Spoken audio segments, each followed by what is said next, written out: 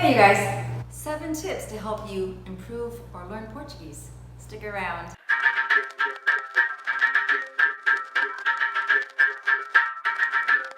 Hi everybody, welcome to So You Want to Live in Bahia. My name is Kitty and I'm a gringa living here in Salvador, Bahia, Brazil for 11 years. And I'm a licensed real estate agent. And I learned Portuguese, and you can too. Now, I'm going to give you 7 ideas for helping that process come to fruition. One of the best things about living here, if you want to learn Portuguese, is that not a lot of people speak English. So you're sort of forced to learn Portuguese. You don't have to worry about people always talking to you in English. It like never happens here.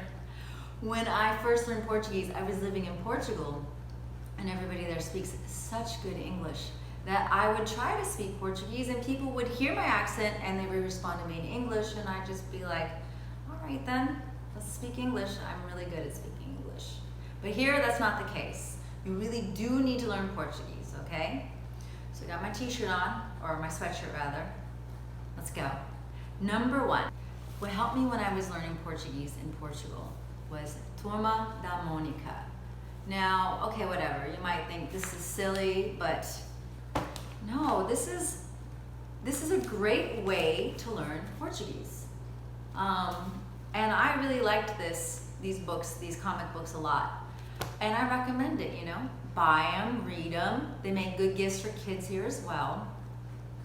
And it's a really simple way to kind of get the ball rolling on Portuguese. So, thumbs up, Turma da Monica. Number 2, use the Translate app. Google has a Translate app, it's free, it's good. And I do it all the time. I use it every day, because sometimes what's confusing for me is the gender on words. I'll forget sometimes, so I'll just type in the and the word to find out, because I want to write it correctly, what the gender of the word is. But in general, it's very good. Not 100% good. Sometimes if the translation is literal, there's a chance it's not correct. Like when I was trying to find wax paper, I didn't know what it was called. It's called papel manteiga. It's called butter paper. When I put it in the Translate app, it called it wax paper, paper of wax, and I thought, that's a little bit too literal. Might not be the correct word.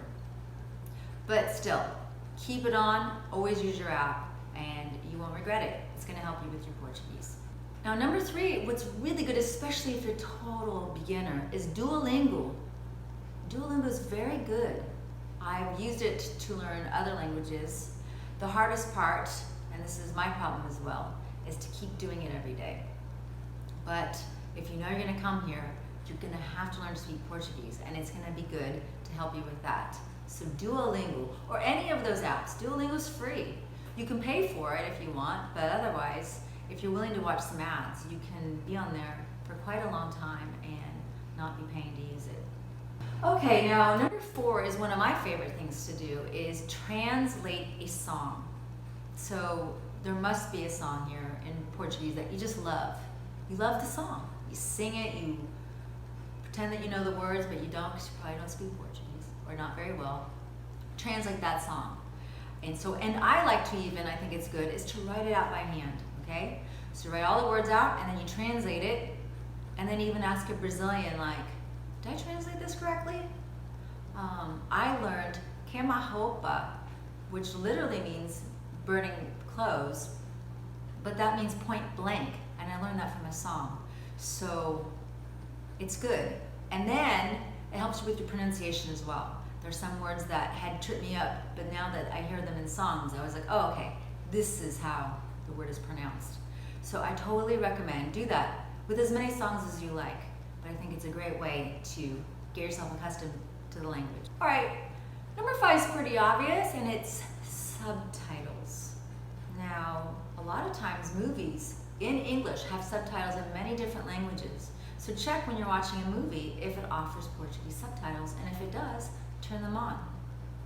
Because to this day, when I watch movies with the subtitles on, I go, oh, there's maybe a thing or two I might learn that I didn't know. So it's a great way to, again, like we're trying to do here, learn the language, learn Portuguese. number 6 is kind of like the smartest thing to do. It's the thing that I most recommend that you do, is that when you're here, go to a language school. I have seen people in 1 month end up speaking very good Portuguese, very passable Portuguese, just 1 month of studying.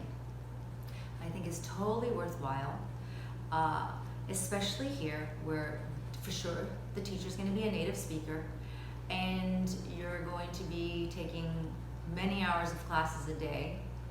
It's good, and it's also a great way to meet other people who are learning the language. So I totally recommend going to a language school. And as mentioned in another video, if you are interested in getting a visa to stay here longer, you can actually get a visa through a language school. So that's one way to not only learn the language, but to be able to stay here for longer than your normal tourist visa, which for Americans is 6 months long, which is a long time, but after 3 months you have to renew it, so it's 2 3-month visas. And then last but not least, and this is more for people who already have a little bit of grasp on the language, is to turn on the TV. And I say that and I don't have a TV. But if you watch novelas, telenovelas, it's a really great way to learn Portuguese. The telenovelas last around maybe 6 to 9 months long and then they're over. Completely different than in the US.